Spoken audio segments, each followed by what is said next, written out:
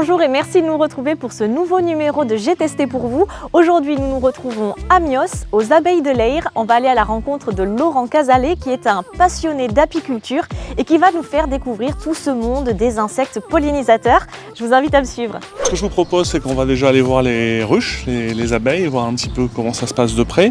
Pour se préserver au cas où, mais normalement avec cette météo et tôt le matin, les abeilles sont plutôt tranquilles, mais au cas où, on va quand même mettre le chapeau. Il suffit juste de passer les bras à travers les élastiques.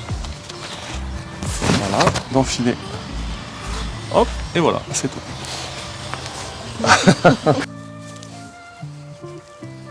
Voilà. Alors on voit quand même souvent des apiculteurs avec un équipement complet. C'est pour d'autres types d'élevage ?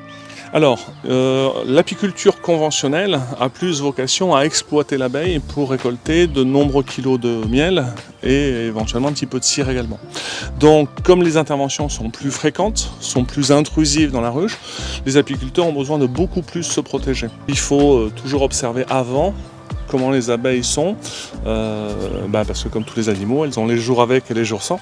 Et nous-mêmes aussi, elles vont très bien percevoir notre anxiété, notre nervosité, notre calme. Bon, une invitation à la sérénité, puis on espère que ces demoiselles les abeilles seront de bonne humeur aujourd'hui.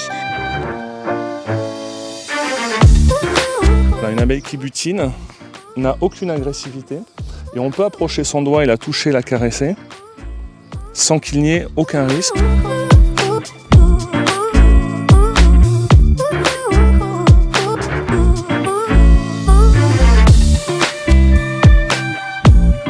Donc sur 5 ruches, il y a à peu près là 200 à 250 000 abeilles. Sur les ruches varées, je fais très peu de manipulations. Ce sont des ruches que je n'ouvre quasiment jamais pour ne pas déranger les abeilles, pour ne pas refroidir la colonie. Surtout à cette saison où il y a du couvain, il y a des petits. En revanche, ce que l'on va voir, c'est qu'à l'arrière des ruches, j'ai des trappes avec une partie vitrée qui me permet de voir complètement l'intérieur de la ruche sans déranger les abeilles.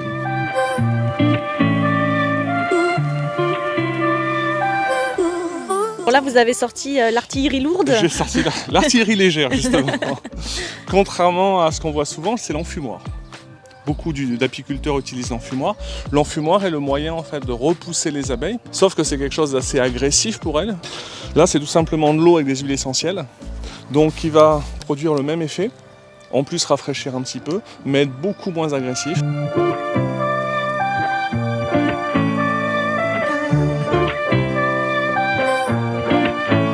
On s'est éloigné des ruches pour laisser les abeilles un petit peu tranquilles, donc on va pouvoir enlever le matériel et Laurent va nous montrer tout ce qu'on peut faire avec la cire, le miel, avec des ruches dans son jardin.